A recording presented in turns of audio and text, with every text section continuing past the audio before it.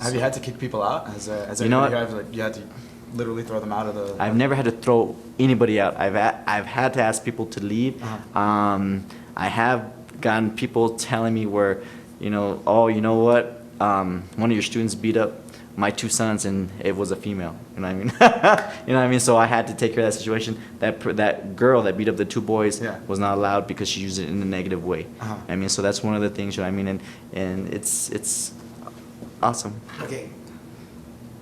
Okay, but seriously, you had to laugh, right? Okay, just you beat him up, right? Okay. You want to be a chess fighter and not a checker fighter, okay? So you want to set up your moves, okay? So that's basically what I just did with you. I like that chess, not checker. All right, so basic push kick. So if we're here, he's coming in, I'm here. All I'm gonna do is kick out, lean my body just a little bit back, just so he's coming in. Okay, so he comes in, say he comes in. Okay, right there. Comes in. Okay. Okay, now I'm gonna do it with my back leg, and I'm gonna push. Here he goes, he comes in. Okay, hands are up, comes in. Okay.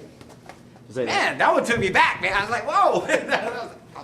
I teach, like I have a background in karate and I have a background in kickboxing, so it's kind of like they're talking about 2 different styles, and But I have seen it in kickboxing. I mean, isn't there like in some kickboxing events, knockdowns are counted, right, as point systems, or like if you knock a guy down so many times, you don't know what I'm talking about. You're like, I haven't never heard that. Well, it depends. There's so many different types of fighting. I mean, you can go into straight to the kickboxing. You know, there's kickboxing from the waist up. You know what I mean? There's leg kicks. Yeah, the American stuff. Yeah, you know, and then you go into the UFC stuff. You know, where it's takedowns. You take them down. There's kickboxing involved in it, and then of course there's submissions and stuff like that. So submissions. Do you teach some submissions here? Some, not too many. It's basically submissions. What I don't like to do is teach kids how to do submissions. Right. Because they don't know their own strength. Okay, that's one of the big focuses that I try not to involve. It's, you know, it's dangerous. It can become very dangerous if you do teach a kid something. And then, you know, there's some people that are doing it out there, and I recommend it. Please don't, because I mean, when you choke somebody out, you don't know how good you have that, and that kid can, you know. Oh yeah, it's you could kill the kid. Yeah, that's what I would say, and I really liked the UFC when it first came on, and I'm a big fan of Gracie Jiu-Jitsu, and I was even before. I used to read Black Belt magazine, and I always liked the Gracie Challenge and stuff like that.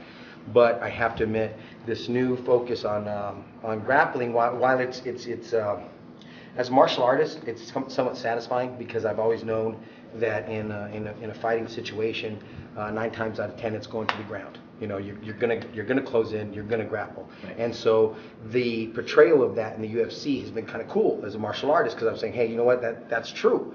But at the same time, you're right. There's a lot of kids that are watching this stuff, and it's one thing when Johnny's jumping around trying to throw a flying kick. It's another thing when he throws a chokehold on his sister. You know, the flying kick might break somebody's arm, maybe. But the chokehold that's deadly, and parents really should watch out for that. If your kid's going around and doing some of these submission holds, by all means, you know, put an end to that. Have them go to a qualified instructor, and really probably avoid that kind of fighting, at least until they're old enough to understand better the principles of martial arts. Exactly, and I totally agree with exactly what you said. And like I said, there's some schools that are out there that, you know, they just trying to bring in the money and teach anybody they can, but there, you know, there's certain rules, and you know, you got to be safe. I mean, yeah, those are the kind of instructors I'd like.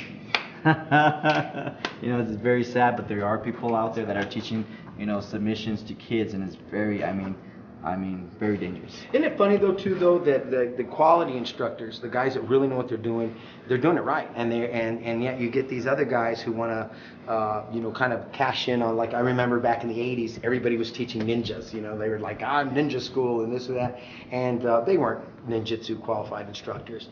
And the few that you would find were almost embarrassed by the attention ninjutsu was getting.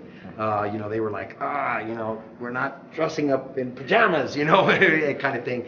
But you'd go to these other schools that wanted to kind of cash in on the whole ninja craze, and they would have you dress up in, you know, ninja suits and swing swords around and stuff like that. And, you know, somebody took out an eye. Yeah. I'm sorry about that, though. It was an accident, and hey, Bobby, you know. just a kid, man.